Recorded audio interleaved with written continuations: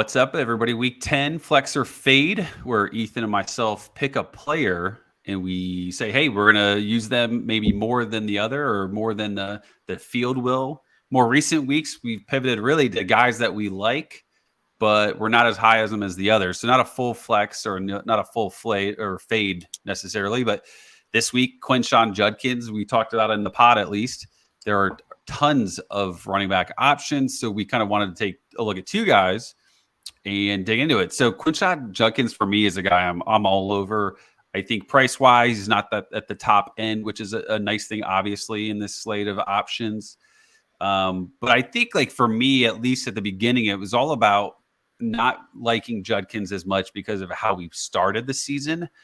The carries were low, the performance was low. He still scored 4 touchdowns in 4 bad games, but really more recently, they've really pushed on him. 17, 18, 21, and 33 attempts on the ground in the last 4 games. I mean, this game against A&M seems like a difficult one. A&M's rush defense, or just defense in general, is solid. But if you look at the actual implied team totals, he's got a higher team total than Clemson, than Georgia State with Marcus Carroll. He's got to have there was one other guy, actually a higher team total than Ollie Gordon in Oklahoma State. So I think, if you're looking at the broad scheme of things, Judkins, there's no reason why he can't get 20 touches. And if his Vegas total is as high or higher than some of these other options, then I think he's certainly in play. I think Jackson Dart has looked good. He's certainly effective on the ground, which you don't love out of a running back, but he only has, I believe, 1 touchdown through the air in the last 3 games. So I think the TD equity is there for Judkins. I think the 20 touches are there. And I think, Judkins being Judkins, he could certainly break a big play or be used randomly more in the passing game and be certainly worth using more than some of these other options like, Estime, Carroll. We didn't mention Benson on the pod, but some of those other guys in that same range with much less risk than a guy like a Jawar Jordan or maybe a Travion Henderson. So I'm all over Judkins this week. I know, Ethan, you like Judkins, but maybe not as much as the other options. Let's hear why.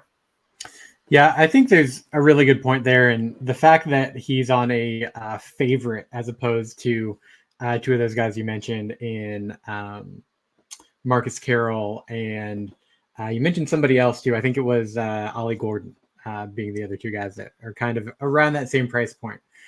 So I get that fact. And I think that that's a good line of thinking. My main thing with Quinshon, though, is that I don't really trust the volume. That high volume that you mentioned, the 33, 18, 21, and 17 carry games, have all come in opportunities where either the competition itself hasn't been great, or I think kind of a bigger deal is that the passing defense is better than the rush defense and the teams that he's faced. Particularly looking at that Auburn game, 21 carries, 124 yards, and a touchdown. And then Vanderbilt being the other one before that with the high volume game against Louisiana State. This Aggie defense just does not really match up in a similar way to any of those teams in my mind. They've been fairly stout. Now, they did get exploited against the run against Auburn, and then again when they were at Tennessee.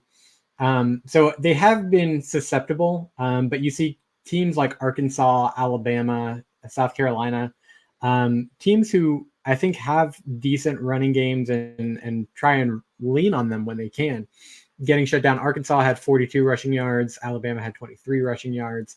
And those were in relatively close and competitive games as well.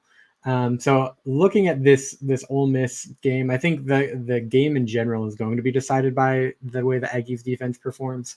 And I would just bank on them focusing to shut down Quinshon over everything else.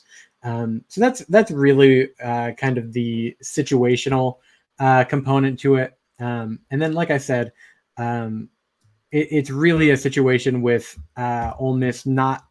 I don't trust that they're going to give the volume in the same situation because that situation, like I said, has changed. So great talent, though, for Quinshon. He's obviously a beast and can pull off, it just takes one for him to really turn your day around, it seems like in DFS. So I completely get it.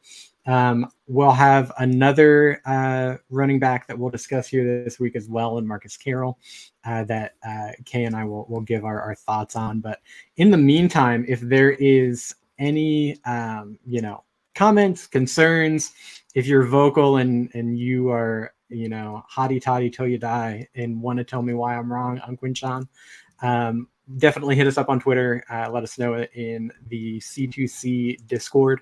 But above all else, enjoy this week and have some fun, guys.